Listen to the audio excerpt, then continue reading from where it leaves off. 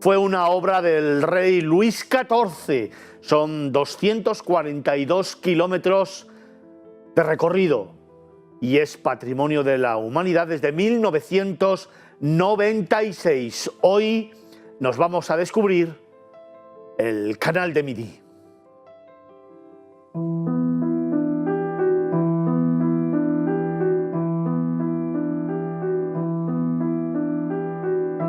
El Canal de Midi es una de las mayores obras del reinado de Luis XIV durante el siglo XVII. Esta obra maestra, planificada por el ingeniero y recaudador de impuestos Pierre-Paul Riquet, permite comunicar el Océano Atlántico con el mar Mediterráneo. Cuando en 1662 el rey Luis XIV recibió la propuesta de construcción, vio en él una forma de privar a España de parte de sus recursos y la oportunidad de marcar su reinado con un trabajo imperecedero, casi faraónico para la época. 5 años después, se iniciarían las obras. El proyecto, extremadamente costoso y complicado, requirió la construcción de varios embalses y represas, con numerosos acueductos, puentes y esclusas, una obra maestra de ingeniería que, después de su finalización, en 1694, dio a la región un enorme impulso económico. Con la llegada de las grandes autopistas en la década de los 70, el Canal de Midi se hizo cada vez menos importante para el comercio, pero a la vez empezó otro uso. Hoy en día, el turismo ha tomado el relevo a su uso como medio de transporte de mercancías y personas, y desde su declaración en 1996 como Patrimonio Mundial por la UNESCO, el Canal de Midi goza de una notoriedad mundial que atrae a navegantes de todo el mundo. Con 242 kilómetros de largo, el canal te transporta a través de un magnífico paisaje mediterráneo con exuberantes viñedos, pueblos medievales y ciudades históricas, donde hay muchos tesoros culturales por descubrir. Son imágenes maravillosas. He tenido la oportunidad de poder navegar por este canal en varias ocasiones, poder hacer su recorrido y sobre todo poder disfrutar de las imágenes, los parajes, los momentos y los instantes que hoy queremos contarte. Lo queremos hacer de la mano de uno de nuestros grandes tertulianos, de otro gran periodista, viajero, escritor y uno de los habituales de Miradas Viajeras Televisión. Hoy hablamos con David Vigorra, el director de la revista Q-Travel. David, buenas tardes. Hola, buenas tardes, Fernando. ¿Cómo estás? Muy bien, muy estresado. Ya estamos viajando estos días atrás, que no me has visto, y os voy a contar muchas cosas estas semanas que vienen. Oye, tenemos ya una agenda increíble de viajes, una agenda increíble de lugares que volver a visitar, que volver a disfrutar y contárselo a todos nuestros telespectadores. Se recupera el sector del turismo, volvemos a viajar, que es lo importante, y hoy traemos una propuesta increíble. Este Canal de Midi, donde lo más bonito yo creo que es dejarse llevar, coger una embarcación y comenzar a navegar. Pero si te parece, antes de hacerlo tendremos que formarnos, tendremos que prepararnos, o es simplemente coger un barco y ponerse a navegar. No, en absoluto. Lo primero que hay que hacer es buscar una empresa que te alquile los barcos. Si bien no hay muchas, una media docena aproximadamente, que operan en el canal, no solo el de Midi, sino los distintos canales que hay en Francia. Has de buscar una empresa con solera, ¿no? Una empresa que incluso tiene un trato adicional, porque te hablan en español, ¿no? Y tiene una sección de gente que te trata a ti, al público español, porque también somos un poco así como tiquismiquis, ¿no? A la hora de formarnos. Y nosotros lo que hicimos es buscar la mejor. Y encontramos a Le Boat, que es la empresa que nos ha llevado durante esta semana de recorrer el canal, y sobre todo, que es lo más importante, es la empresa que te asesora, porque lo que has de buscar no es solo que te den el barco y toma las llaves y arranca, sino es un asesoramiento en base a tus criterios, a tus gustos, ¿no? Te van a contar dónde puedes parar, qué puedes visitar, siempre se adaptan a tus necesidades, y además no solo opera en Francia, opera por toda Europa. Oye, David, decías tú, te dan las llaves y te pones a navegar. Bueno, yo no sé si necesitas algún tipo de titulación o si le quitamos los miedos a toda la gente que nos está viendo. Mira, vamos a quitar los miedos, como tú dices. De entrada, en Francia y en Europa, excepto en España, no es necesario un título de patrón. A excepción de Alemania, que hay lugares, solo son pequeñas zonas que sí lo necesitas. Pero estamos hablando de Holanda, estamos hablando de Bélgica, estamos hablando de la mayoría de los países europeos donde hay canales fluviales, no precisas ese título de patrón.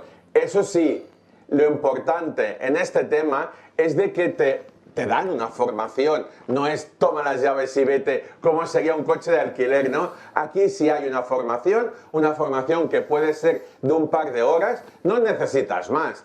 Te enseñan cómo atracar, desatracar, cómo cargar el barco, porque hay que cargarlo, van con baterías, el tema de la luz. El barco sí que va con gasoil, pero cuando llegas a un puerto, ¿cómo se carga? ¿Cómo se rellena el agua? Cosas que son sencillas y básicas. Lo más importante, y sobre todo para el canal de Midi, te enseñan a pasar las esclusas, que es como casi una aventura aparte. Precisamente de eso quería hablarte, porque me viene a la mente que es el momento, yo creo, más crítico, teóricamente más difícil, pero yo le quiero quitar todo el miedo a los telespectadores, porque pasar una esclusa es súper sencilla. Cuando hablamos de esclusas, son esos desvaríos que hay en el terreno en el que entra el barco, tenemos que subir o bajar, y eso simplemente es entrar en una especie de cajón en el que se llena de agua y te pone al mismo nivel. Es muy fácil, David, ¿no? Es la pregunta del millón. A mí, yo la primera vez que fui, entré en pánico, ¿no? Lo del barco dije, bueno, lo voy a llevar, pero cuando vi el tema de las esclusas, de subir y bajar niveles, dije, madre mía, pues no, como tú bien has dicho, es lo más sencillo de toda nuestra aventura. Es mucho más sencillo que la maniobra de atraque, que sí os digo que es algo complicada y que siempre acaba chocando de un lado a otro. Pero es que las esclusas es muy sencillo, solo tienes que meter el barco en la esclusa, que tiene forma de óvalo, esperar. Si hay más barcos, suelen caber 2 o 3 barcos.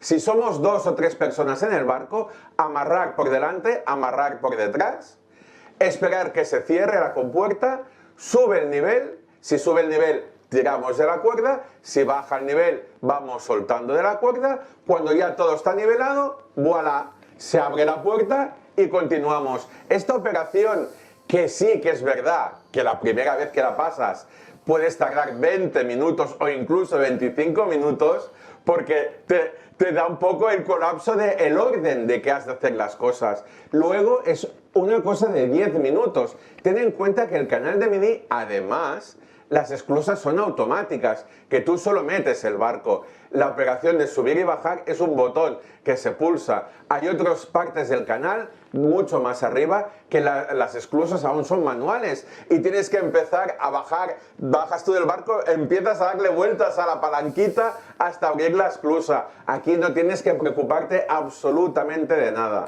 Hay varias esclusas, un total de 9, que incluso tienen que salvar un desnivel de 21 metros de altura, pero os aseguro que es algo absolutamente sencillo y al mismo tiempo fascinante, porque son obras de ingeniería increíbles que están dentro del propio viaje que hacemos. Es una parte más del conocimiento de este canal de Midi que nos está contando David Vigorra, el director de la revista Q-Travel, al que a mí me gustaría preguntarle.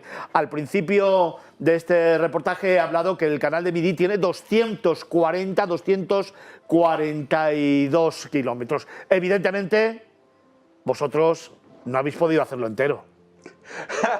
No, ya te lo digo que no. Ten en cuenta, para que ponemos un poco en situación al público, al espectador que nos está viendo, el canal de los dos mares, que es como se llama el canal que une el Mediterráneo con el Atlántico, es inmenso, está partido en dos. La primera parte, que va del Mediterráneo y llega hasta la ciudad de Toulouse, es el canal de Midi, y eso ya son 240 kilómetros. Luego, para llegar al Atlántico, que va de Toulouse a Bordeaux, son 190 kilómetros. Pues imagínate, si el barco va a una media de 5 kilómetros por hora, 7 si me apuras, imagínate que para una semana nos da el tiempo justo para hacer la mitad del canal de Midi. Oye, ¿qué tramo elegisteis vosotros entonces? Mira, es un tema de optimizar tiempo, evidentemente, y lo que buscas es el tramo más bonito. No significa que el resto del tramo no sea bonito, sino que en menos espacio hay más cosas para ver. Y el más bonito en este caso es el comprendido entre Carcassonne y Besiers, las 9 esclusas de Besiers. Déjame que en este punto salude también a Carlos Olmo, otro de nuestros tertulianos, otro de nuestros grandes viajeros en España, también escritor y tertuliano de esta casa. Buenas tardes. Muy buenas tardes. Patrimonio de la Humanidad desde 1997. Vaya cosa bonita que hemos traído hoy al programa, ¿eh? Sí, es una de las obras de ingeniería más importante de su tiempo y os estaba escuchando con mucha envidia porque lo he cruzado muchas veces, porque he viajado bastante por esa zona de Francia, el Midi, que es como ellos le llaman al sur, ¿no? Donde está el mediodía, pero nunca he navegado. Y desde luego, en cuanto pueda, primavera o verano, voy a ver cómo organizo para navegar una parte. Además es que, no sé si os lo hemos contado, pero una vez que haces ese proceso, ese curso de formación, como nos contaba David, de apenas 2 horitas, ya es simplemente embarcar y tú mismo pilotas el barco, tú mismo lo vas llevando donde tú quieres, tú mismo vas parando donde lo deseas, tú mismo vas al ritmo que quieres. David nos contaba entre 5 y 7 kilómetros por hora, te da tiempo de sobra para ir descubriendo cada centímetro, cada metro, cada kilómetro del canal de Midi, donde a derecha y a izquierda vas a encontrar tanto edificaciones como parajes naturales espectaculares, de esos de no parar de hacer fotos, pero sobre todo, como nos gusta aquí contar en Miradas Viajeras, respirar en calma, tranquilo y dejarte llevar, porque parece que el tiempo se para. David, nos hablabas del tramo entre Carcassonne y Besiers. La verdad es que espectacular, ya empezando por Carcassonne, que a mí particularmente me vuelve loco. Es un lugar en el que además podemos atravesar 9 esclusas. Así es. Ten en cuenta que la navegación por el canal de Midi ya es una aventura. Es pasar, tras descender o subir las 9 esclusas de Béziers, es ya de por sí un tema aparte.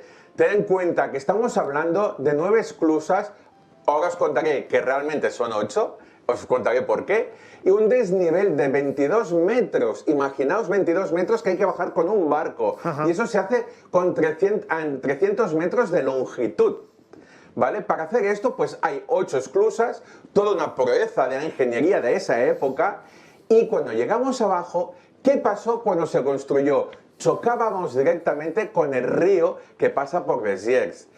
Y ese río siempre tenía o riadas o subidas de crecida de nivel y hubo muchas desgracias. Al final se decidió eliminar una de las 9 esclusas, por eso te digo que realmente se llaman las 9 esclusas, pero son 8, porque la última ya no te lleva al río. Y ahora viene lo magnífico, aún más magnífico, de lo que es esta proeza. Y es que se decidió construir un canal por encima del río para no tener que pasar ese río. Y es un puente de piedra maciza casi, que de 240 metros de longitud, que una vez desciendes las 8 esclusas, atraviesas por encima el puente, esa estampa de Béziers, con las 8 esclusas bajando y ese viaducto, ese acueducto de 240 metros, es una experiencia única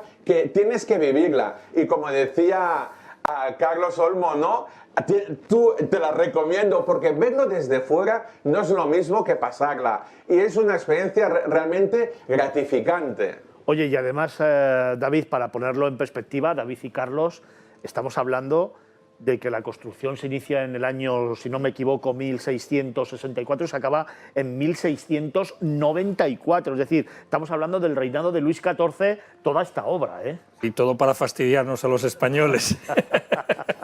No, obviamente vieron la perspectiva comercial, la perspectiva estratégica, ¿no? Porque hay que pensar que cualquier barco que entra al Mediterráneo tiene que pasar por Gibraltar, que en aquellos momentos todavía era español, ¿no?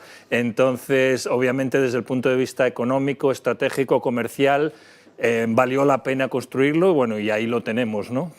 David, la verdad es que estar navegando por este canal te da la perspectiva no solamente de la magnificencia de los paisajes y de las construcciones y las poblaciones que vamos atravesando, sino también la perspectiva histórica de lo que supuso este reinado de Luis XIV.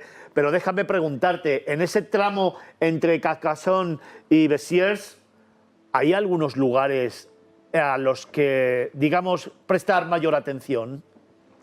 Mira, te voy a decir un lugar y una sensación o una experiencia. Venga.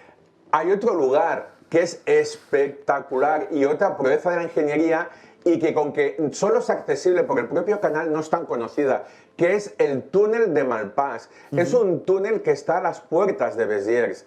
Hablando de esa época, estamos hablando de 1679, cuando se topó el canal de Midi, que iba serpenteando toda la meseta, y llegó a una montaña de roca maciza. Habían dos opciones: desviar el canal y hacer un largo recorrido o perforarlo. Pues ¿qué se optó? Por perforar.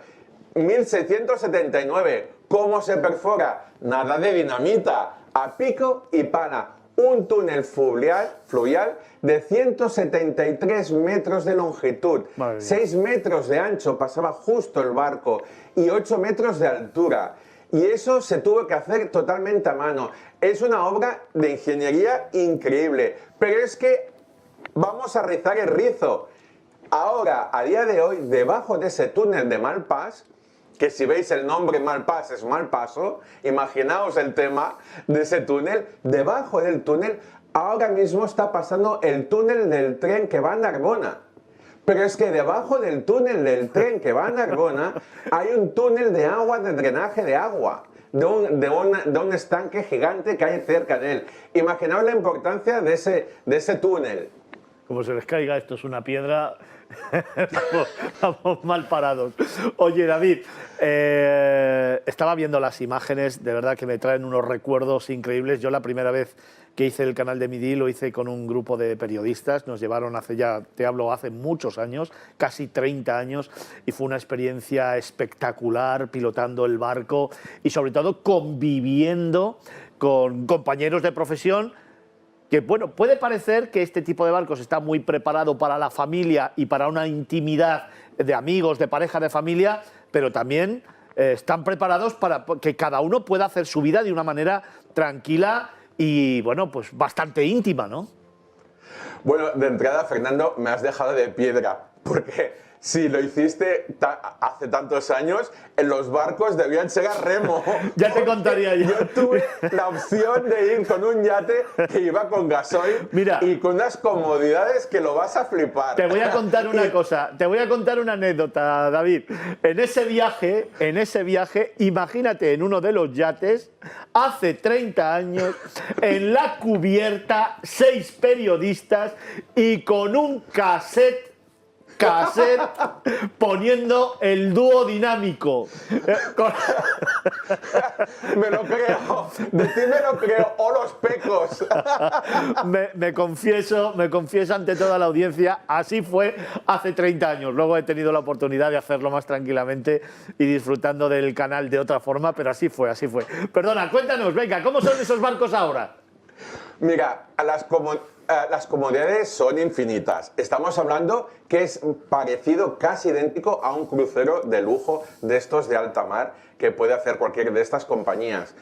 La gracia del barco, evidentemente, es llenarlo. Un barco no es que sea caro, si echas números es baratísimo, pero si coges un barco con 3 camarotes, lo tienes que llenar con 6 personas. Entonces los números, bueno, salen tirado de precio. Es una experiencia realmente económica.